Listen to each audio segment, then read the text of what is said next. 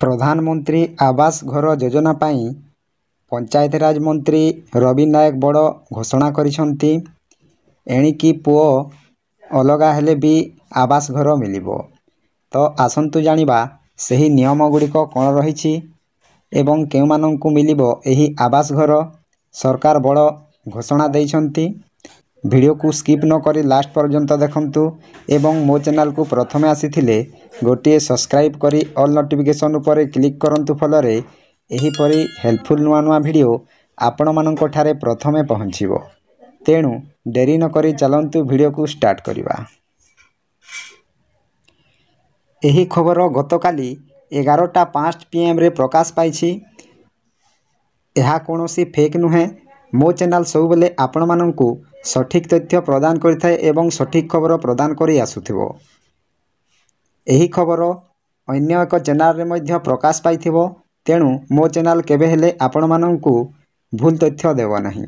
तेणु मो चैनल सहित आपण माने जोड़ी होई रहंतु। तो आसंतु जानिबा आजिर खबर कोन रहिछि। बापांको ठारू पुओ भिने होई अलगा परिवार करिथिले भी घर मिलिबो। पूर्व सरकार रे वंचित योग्य हिताधिकारी को चिन्हट कराजिबो। योग्यंकु 6 मास भितरे कार्यादेश देव सरकार। एही प्रक्रिया रे 20 रु 22 लाख हिताधिकारी को घर मिलिबो। हिताधिकारी चयन रे त्रुटि रहिले अधिकारी उपरे कार्यानुष्ठान नियाजिबो बोली पंचायतराज मंत्री बड़ बयान देइछंती। तो देखंतु बापांको ठारू पुओ अलगा होई परिवार करथिले भी घर मिलिबो।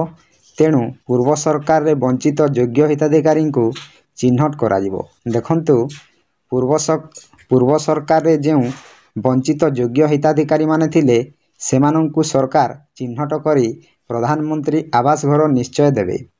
तो योग्य को 6 मास भितरे कार्यादेश देव सरकार। देखंतु आज्ञा आ गुटे बड़ खबर देइछंती जेउटा कि 6 मास भितरे योग्य हिताधिकारी को चिन्हट करी सरकार कार्यादेश आरंभ करिबे बोली कहिसंती। तापरे एही प्रक्रिया रे 20 रु 22 लाख हिताधिकारी को घर मिलिबो। हिताधिकारी चयन रे त्रुटि रहिले अधिकारी सह उपरे कार्यानुष्ठान नियाजिबो बोली पंचायतराज मंत्री रवि नायक कहिसंती। देखंतु आज्ञा हिताधिकारी चयन रे बा हिताधिकारी को ठीक न बाछिले अधिकारी सह कार्यानुष्ठान नियाजिबो बोली पंचायतराज मंत्री रवि नायक कहिसंती। तापरे तेबे प्रधानमंत्री आवास योजना अधीन रे लाभ पाइबा पाई किछि योग्यता मानदंड स्थिर करा जायछि।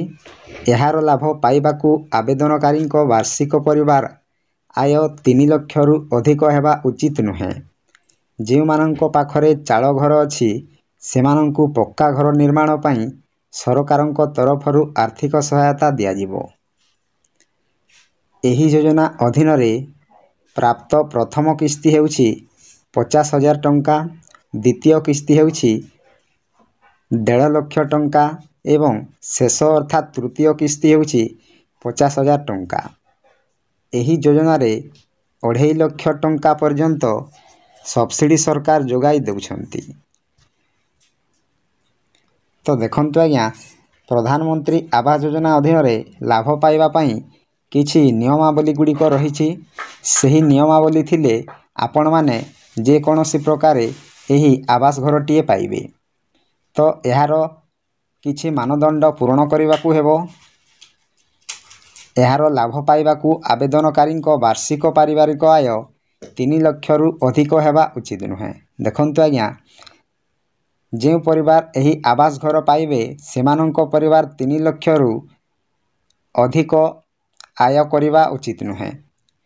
एवं जे मानंको पाखरे चाଳ घर अछि सेमानंकु पक्का घर निर्माण पाई सरकारंको तरफरु आर्थिक सहायता दियाजिबो।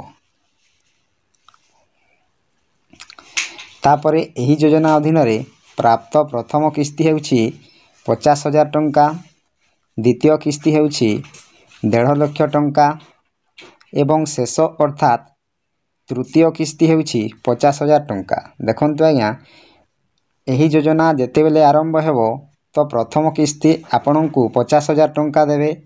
तापरे द्वितीय किस्ती हिसाब रे 1.5 ଲକ୍ଷ ଟଙ୍କା ଦେବେ ଏବଂ ଶେଷ ଅର୍ଥାତ୍ ତୃତୀୟ କିସ୍ତିରେ ଦେବେ 50,000 ଟଙ୍କା। ତାପରେ ଏହି ଯୋଜନାରେ 2.5 ଲକ୍ଷ ଟଙ୍କା ପର୍ଯ୍ୟନ୍ତ ସରକାର ଯୋଗାଇ ଦେଉଛନ୍ତି। ଦେଖନ୍ତୁ ଆଜ୍ଞା, ଏହି ଯୋଜନା ଅଧୀନରେ 2.5 ଲକ୍ଷ ଟଙ୍କା ପର୍ଯ୍ୟନ୍ତ ସରକାର ସବସିଡ଼ି ଆକାରରେ ଯୋଗାଇ ଦେଉଛନ୍ତି।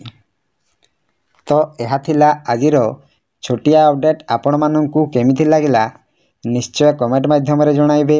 ଭିଡ଼ିଓଟି ଯଦି ଭଲ ଲାଗିଥାଏ ଗୋଟିଏ ଲାଇକ୍ କରିବେ, ସବସ୍କ୍ରାଇବ୍ କରିବେ ଏବଂ ସେୟାର କରିବେ। ତ ଭିଡ଼ିଓକୁ ଏଇଠି ଏଣ୍ଡ କରୁଛି। ଜୟ ଜଗନ୍ନାଥ।